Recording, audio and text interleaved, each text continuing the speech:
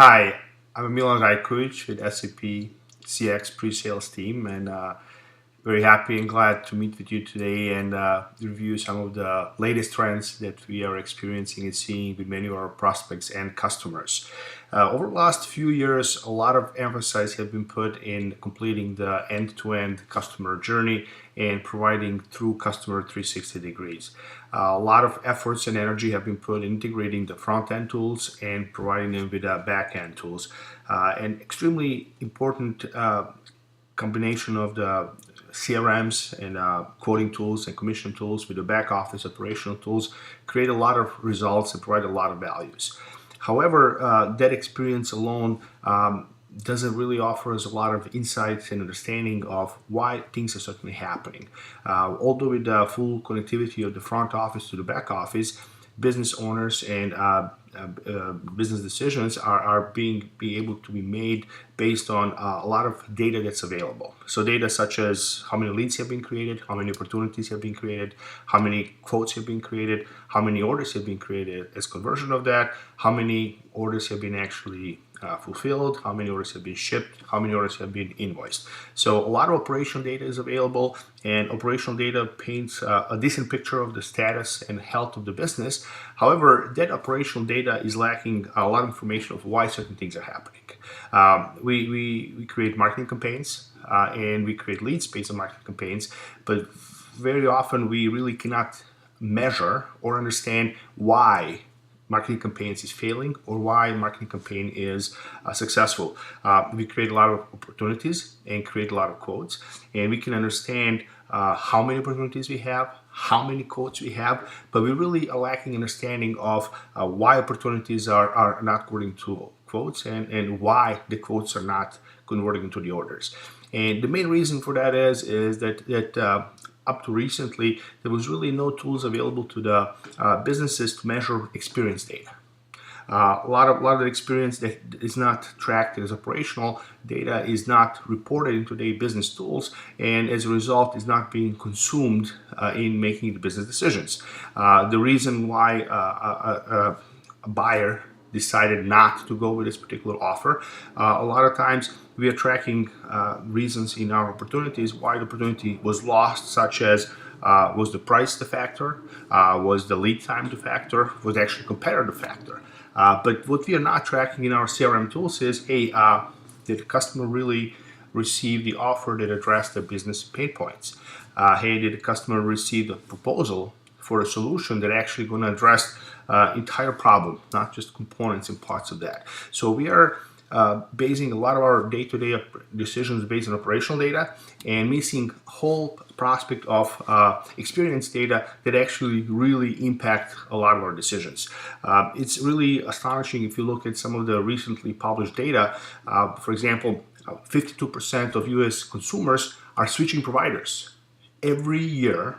And extremely number one reason for switching providers is a poor experience. That's 52%. Half of the consumer's body is actually switching that. Another very eye-opening factor is, as the CEOs of the companies are being interviewed and asked if they feel that they are delivering a great experience to the customers, over 80% of CEOs are responding positively that they believe that they are providing extremely well experience. However, when the customers of those companies whose CEOs have been questioned, have been asking about what is their experience with those customers, only 8% of them were positive. So as you see, there's a huge discrepancy between what the companies believe the experience of the brand, of the product is, and versus what really the customers feel about a company. And it's not a small gap. That 80% to 8% gap is something that we are defining as experience gap, and that's something that we are going to help a lot of our customers and prospects bridge the gap by utilizing our X and O data. So if you look at today's world, as I mentioned before, the typical sales cycle goes from leads to opportunity, from opportunity to quotes, and quotes to orders. The challenge that we have here, a lot of times the sales cycles are long.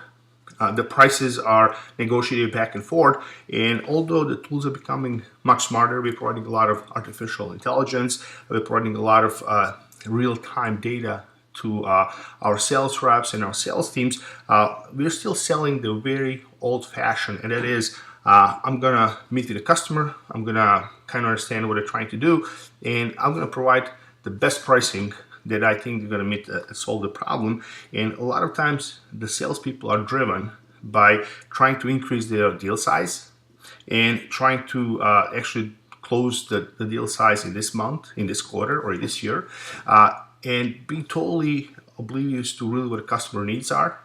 What is the customer experience receiving this data? And a lot of times in these deals, the price is not the only driving factor. A lot of times decisions today in this experience economy are not being made based on price, not being made strictly on lead times. A lot of times it's being based on, hey, does the buyer get a feeling that that we as a providers are understanding what the problems are we really providing a solution to their business problems today? And does the customer have convenience and was believing and that we actually are solving those problems? So the challenge is that really the process is very old-fashioned. Although we have the great tools, the sales process is pretty much the same. The sales reps is feeling that offering the more discounts is going to close the deal, but reality is that's not the case. Really what we're seeing through with many of our prospects and customers who actually have been pioneering accepting the experience data being part of their decisioning tree as they run the business, the number one component that those companies are doing before they do anything, they stop and they listen to what their customer needs are. They understand not only what kind of tools and services can be provided, but they need to understand really what is the problem that we're trying to address here. At the end of the day, if we can solve the business problem that our customers are having, we will be selected every single time. If you're trying to offer products and services and not really pay attention to the problem and experience the customers have, we will have really hard time selling that. Once we listen and understand what a customer really need, we actually need to act. And when we act and work with our prospective customers, we really need to base our actions based on what we have listened about and what we understood about our customer needs are. So as we are building a lot of quotes and proposals, and we are providing the prices and solutions, our proposals have to be driven around what the customer pain points are. And our solution have to be delivered and proposed to our customers not around the SKUs, bill of materials, prices, and lead times. All this data is extremely important, but we really need to provide a proposal to a customer to say, hey, this is the problem that you have shared with us. Our understanding all those big points and impact to your business are following, and this is the solution that we provide that's going to address your business problems. So the idea is to really to incorporate that understanding, listening and understanding in our actions, but also providing the customers with a feeling that, hey, this particular vendor sat down and really took time to understand what my business problems are. This vendor really is demonstrated by playing back to me what my business problems are, and this vendor is proposing solution that really addressing my pain points, whatever they are. But I feel really comfortable that my experience of selling this, I'm not being just shoveled a number of products at a certain price, but actually I'm having a partner that really is going to work with me. So that is the power of the experience tools and selling in this experience economy. So really, and if you take a look at us and all of our customers, what they're experiencing, if you're basing all your decisions on operational data, typically you're driven by the revenue. However, when you combine experience data, you actually are delivering a lot of value that really drives your revenue. If you take a look at the consumptions of our tools, in operational terms, we are measuring the consumptions, but experience data tells us not only what is the enjoyment of utilizing those tools. So really, better the enjoyment is, that's going to increase our consumptions.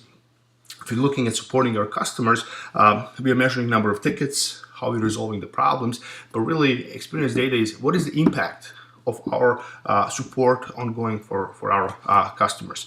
And as we're building customers for life, obviously we look in our tools today to find out the statuses, what is the status of the order, do we have more interactions with the customers, but really what we need to measure is what is the loyalty experience that the customer have, and as we provide superior experience, customers will be loyal, customers will be for life, and as a result, we'll have a lot of orders. So I will definitely appreciate more time to spend with you, because this is just like the surface of this very powerful experience and operational data marriage, if you will, and how I would like to work with you to really help you understand how XO can make significant impact into your business. Thank you.